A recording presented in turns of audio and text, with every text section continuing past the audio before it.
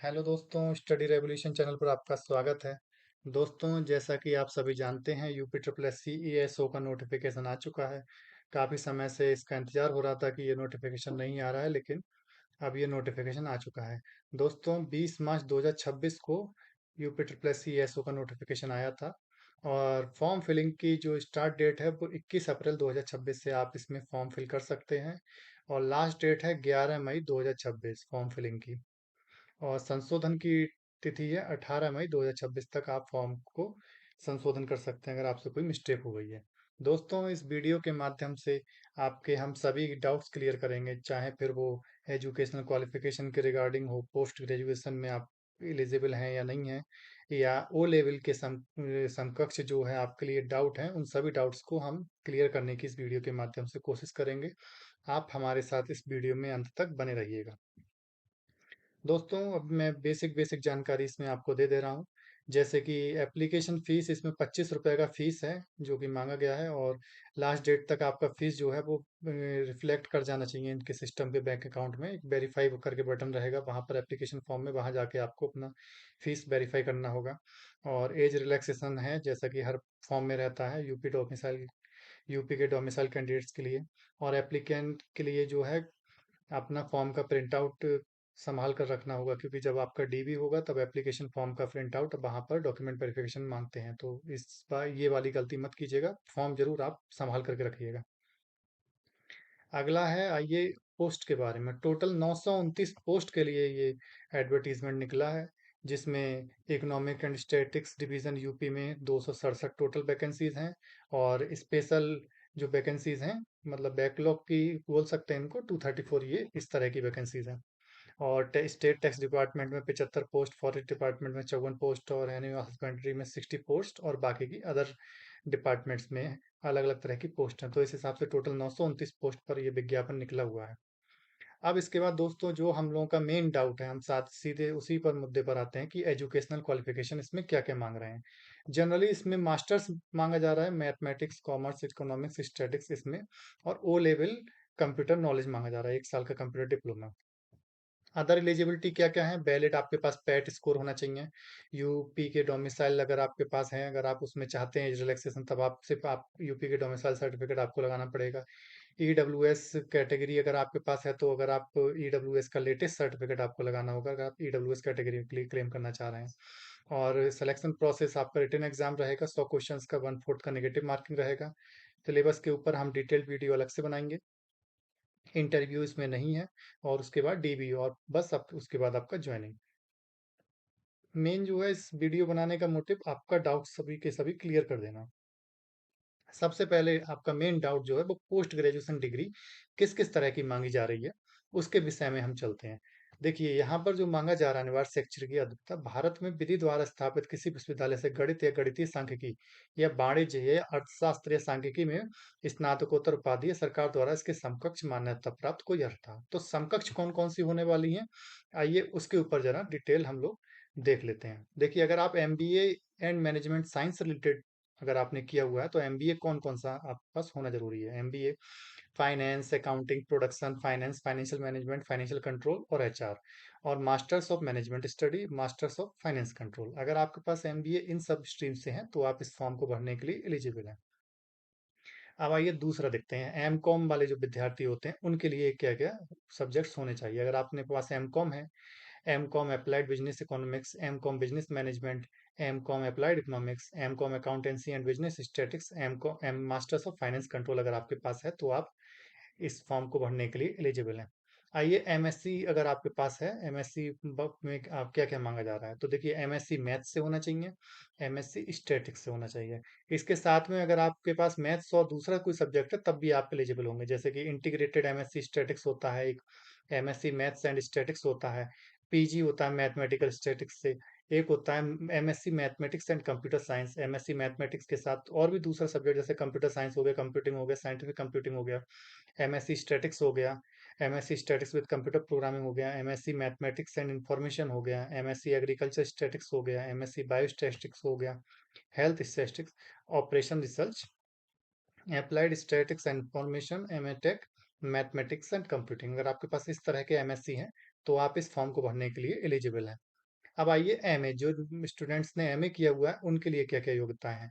अगर आपके पास MA economics से है, एमए अप्लाइड इकोनॉमिक्स से है, MA economics and rural development से है, MA regional and applied economics से है, MA entire economics, MA mathematics, MA statics, MA biostatics, अगर आपके पास इन सब फील्ड में अगर एमए है तो आप इस फॉर्म को भरने के लिए एलिजिबल हैं। दो तरह के और अलग से मांगा गया है, जैसे master of total quality management, अगर आपके पास ये है तब आप एलिजिबल हैं, और मास्टर ऑफ बिजनेस इकोनॉमिक्स अगर आपके पास है तब भी आप इसके लिए एलिजिबल हैं, और एक एमएफसी जिसके विषय में हम पहले ही बात कर चुके हैं, मास्टर ऑफ फाइनेंस कंट्रोल, अगर आपके पास है तो आप इस फॉर्म को भरने के लिए एलिजिबल है। और अगर इसके अलावा अगर आपके पास डाउट है, कोई इसमें रह गया हो, तो आप कमेंट बॉक्स में मुझसे पूछ सकते हैं कि वो एलिजिबल है या नहीं है, उसका मैं जवाब आपको कमेंट बॉक्स में दे दूंगा। जनरली अगर आपके पास इस तरह की डिग्रीज हैं तो आप इस फॉर्म को भरने के लिए एलिजिबल हैं, अदरवाइज आप एलिजिबल नहीं। आइए अब जो ओ लेवल के विषय में जो बोला जा रहा है, जैसे यहाँ दिखाते हैं आपको। DOEACC सोसाइटी द्वारा प्रदान किया गया कंप्यूटर में ओ स्तरीय डिप्लोमा या किसी मान्यता प्राप्त विश्वविद्यालय संस्था से कंप्यूटर विज्ञान में कम से कम 1 वर्ष का डिप्लोमा।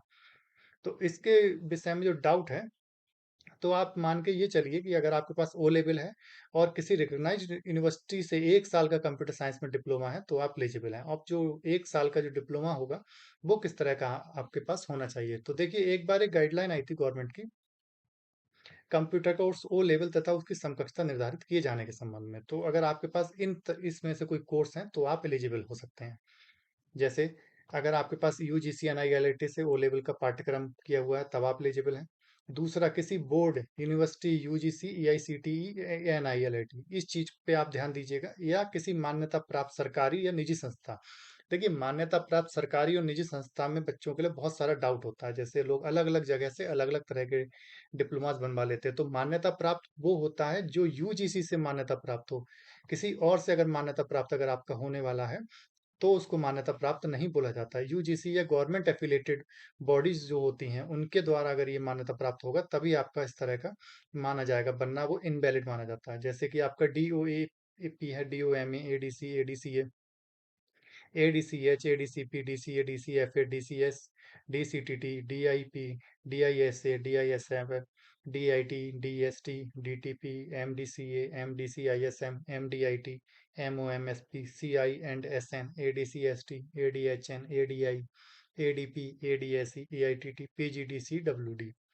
अगर आपके पास इस तरह के सर्टिफिकेट्स हैं तो आप उसमें फॉर्म भरने के लिए एलिजिबल हैं। आपके पास 1 साल का कंप्यूटर डिप्लोमा मांगा जाएगा। और अधिकतर बच्चों का डाउट रहता है कि उनके पास PGDCA DCA का डिप्लोमा है। तो देखिए ये बहुत ज़्यादा विवादित प्रश्न है। देखिए इसमें मेन रीज़न क्या है, अगर आपके पास PGDCA है तो वो किस तरह का होना चाहिए। सबसे पहले वो किसी बोर्ड के द्वारा रिकॉग्नाइज होना चाहिए, गवर्नमेंट बोर्ड जैसे बना हुए होते हैं, जैसे बोर्ड ऑफ टेक्निकल एजुकेशन जो हमारा होता है, जो पॉलिटेक्निक करवाता है, अगर वहां से आपने एक PGDC या DCA किया हुआ है या उसके किसी एफिलेटेड कॉलेज या यूनिवर्सिटी से किया हुआ है तब आपका PGDC या DCA मान्य होगा। या किसी यूनिवर्सिटी यूनिवर्सिटी जो होती है, जो यूजीसी यूनिवर्सिटी ग्रांट कमीशन के द्वारा मान्यता प्राप्त, अगर आपका कोई यूनिवर्सिटी है, अगर वहां से आपने PGDC या DCA किया हुआ है तो आपका मान्य होगा। और यूजीसी भी बोला गया है। फिर AICTE से मान्यता प्राप्त है, या NIELIT से मान्यता प्राप्त है, या किसी सरकारी या निजी संस्था से 10+2 स्नातक के उपरांत। तो देखिए निजी संस्था किस तरह की होनी चाहिए, वो भी मान्यता प्राप्त निजी संस्था होनी चाहिए, किसी बोर्ड के द्वारा मान्यता प्राप्त या यूजीसी के द्वारा मान्यता प्राप्त, तभी वो मान्य होगी 1 वर्ष की अवधि का PGDCA DCA, वरना आपका ये जो PGDCA है ये नहीं माना जाएगा। उसके अलावा क्या क्या मांगा गया, देखिए यूपी डेस्को से 1 वर्ष का DIT, डिप्लोमा इंफॉर्मेशन टेक्नोलॉजी। स्नातक स्तर पर एक विषय कम से कम 1 वर्ष का कंप्यूटर साइंस होना चाहिए आपके पास। BSc IT MCA BTech अगर आपके पास है, या A level, C level, B level, BCA MSc cyber and security, BSc में कंप्यूटर साइंस कंप्यूटर एप्लीकेशन के विषय में कम से कम किसी 1 वर्ष में, मतलब 1 वर्ष आपके पास होना चाहिए तब आप इसके लिए एलिजिबल हैं। और सातवां पॉइंट कहते हैं कि केंद्र या राज्य सरकार के किसी बोर्ड, विश्वविद्यालय, यूजीसी, AICTE, NIELIT से मान्यता प्राप्त सरकारी या निजी संस्था से हाई स्कूल के उपरांत कम से कम 1 वर्ष की अवधि का कंप्यूटर में डिप्लोमा। और आठवां पॉइंट होता है इसमें, किसी केंद्र या राज्य सरकार के किसी बोर्ड, विश्वविद्यालय, यूजीसी, AICTE, NIELIT से मान्यता प्राप्त कम राष्ट्रीय कंप्यूटर साक्षरता मिशन से कंप्यूटर में कम से कम 1 वर्ष की अवधि का पाठ्यक्रम उत्तीर्ण हो। अगर आपके पास इस तरह का है तब आप एलिजिबल हैं। आईटीआई से 52 सप्ताह का कोपा जो सर्टिफिकेट होता है वो आप एलिजिबल हैं। और केंद्र या राज्य सरकार के किसी बोर्ड विश्वविद्यालय यूजीसी आईसीटी एनआईएलटी से मान्यता प्राप्त सरकारी निजी संस्था से 3 वर्षीय diploma in computer engineering information technology से अगर आप उत्तीर्ण हैं तब आप ओ लेवल के समकक्ष माना जाएगा। और ये जब ऑर्डर निकला है, ये दिनांक 5 मई 2022 को निकला हुआ है, यानी कि अगर आपके पास इस तरह का ओ लेवल के समकक्ष अगर आपके पास डिग्री है तो आप इस फॉर्म को भरने के लिए फुल्ली एलिजिबल एलिजिबल हैं। और 3 नंबर है, देवनागरी लिपि में हिंदी का ज्ञान आपके पास होना चाहिए। और बाकी तो ये अधिमान्य रहताएं होती हैं, पदाधिक सेवा में न्यूनतम 2 वर्ष की अवधि का एनएससीसी बी का जो सर्टिफिकेट होता है। उसके बाद साथ ही साथ दोस्तों इसमें एक चीज और बोला गया है कि अभ्यर्थियों को आवेदन करते समय विभागों या पदों की वरीयता का विकल्प देना होगा। आयोग अभ्यर्थियों द्वारा दी गई वरीयता के आधार पर पद की उपलब्धता, श्रेष्ठता, पद की शैक्षिकता, आयु सीमा का संज्ञान लेते हुए पर यथासंभव विभाग या पद आवंटन करने का प्रयास करेगा, किंतु इस संबंध में आयोग का निर्णय अंतिम होगा।